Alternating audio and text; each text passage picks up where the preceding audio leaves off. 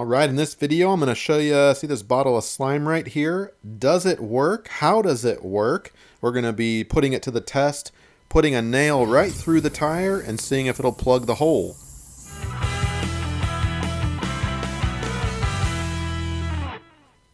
So let's get started. We've got a flat tire here on a Toyota Sienna minivan. Most, if not all, of the air is out of it. We're going to jack this thing up to raise that back tire and pull out the trusty bottle of slime. I've been rocking this bottle of slime for about 4 years, never had to use it, and I'm going to put it to the test. Now, even though the tire has no air, we're going to put a hole right through the tire. By the way, click that like button, subscribe to the channel, and share this with somebody. I do lots of home projects around the house.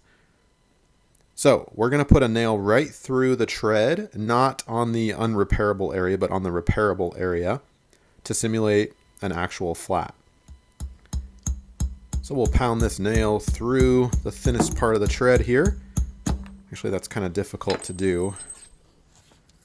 So let's get the drill and a screw out. And we'll fully penetrate the tire tread there and back it out. And you can see by the chalk I've outlined the puncture mark. That is definitely a hole all the way through. So let's see how this works. So the bottle of slime is pretty cool.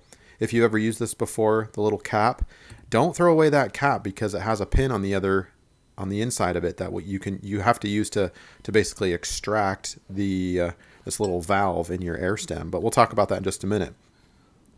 Let me jump forward a little bit. I wanted to show you the consistency of what this stuff is before we actually put it to the test. So I've got a strainer here. Don't tell my wife. She's going to be pretty pissed off that I'm putting this stuff on kitchen utensils and kitchen food-related items, right?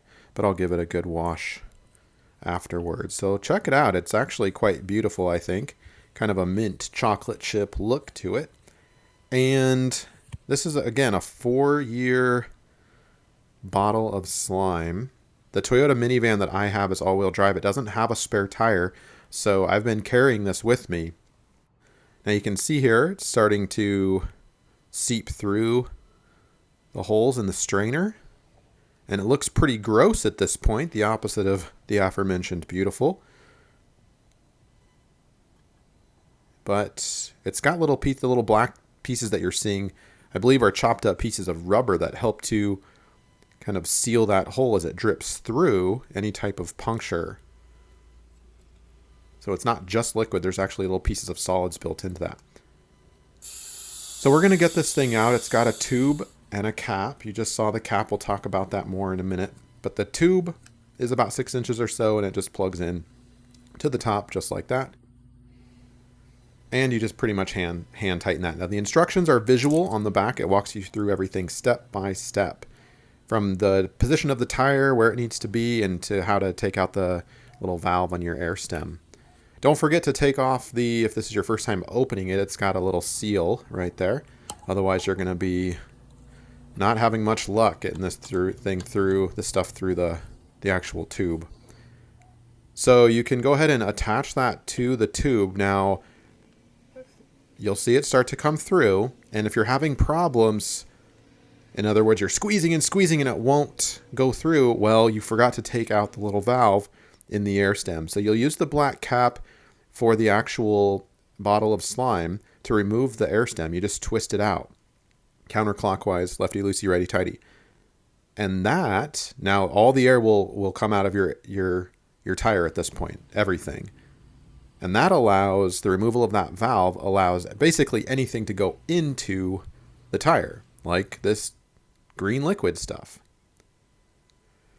So we'll squeeze that, and you're going to see it just drink. The tire will just drink this stuff, and it tells you exactly how much you should use. By the way, only use the bottle of slime that's basically highway grade bottle of slime. They make all kinds of different bottles of slime. So you don't want to use tractor slime or bike slime for your vehicle. That would be bad news. So we take that valve out, we pump the slime in, and then we replace the valve. At this point, no more slime can get in, but we're going to be putting air back into the tire. So I've got a couple of mobile or portable air compressors, but because I'm in my garage and for the making of this video, I'm just going to use my little 3-gallon air compressor. And we're going to rotate the tire. Notice we put the valve stem up when we put the slime into the tire because we want to use gravity, right? This stuff is going to trickle down. You saw the consistency earlier. And the idea is that it coats all of the inside of the tire. And we'll actually take this off later in the video and look at what it looks like. So with the tire slime in, we're going to put the hole down, and then we can fill it back up with air. And gravity is going to bring that slime to the hole. Now, check this out. I've got air in it, and it's not working.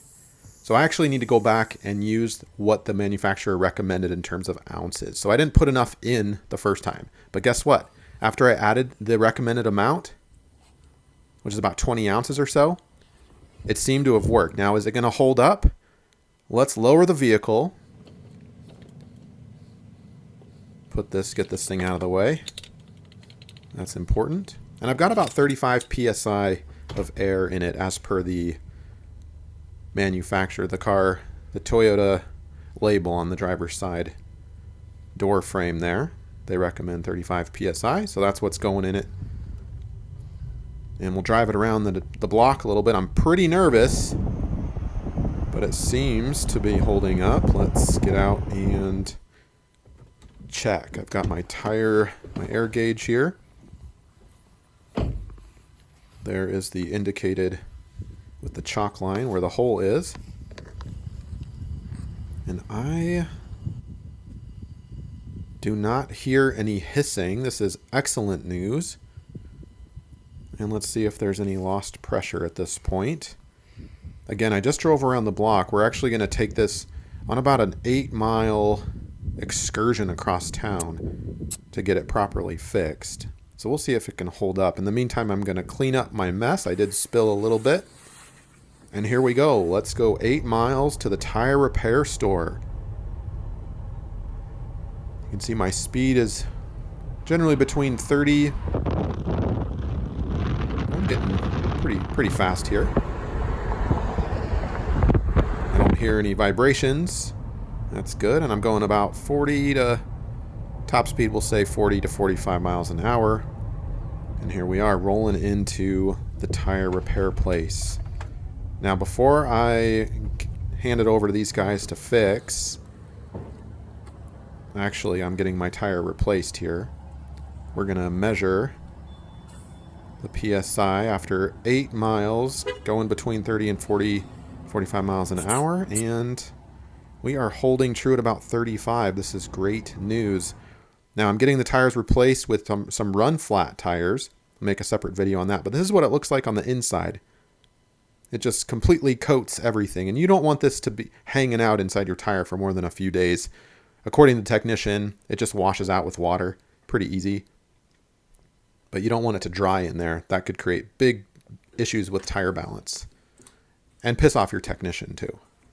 So we'll put everything back. I've got a little bit left. I'll probably buy another one of these just in case, but I don't really need it. But it's good to know that, hey, a bottle of slime seems to work. In emergency condition, I'm pretty happy with this. And I'm going to pick up another bottle at some point and just have it as a backup. It's pretty cheap. $8 a bottle. Lasts a really long time. And that's how it works. Hopefully this has helped you out.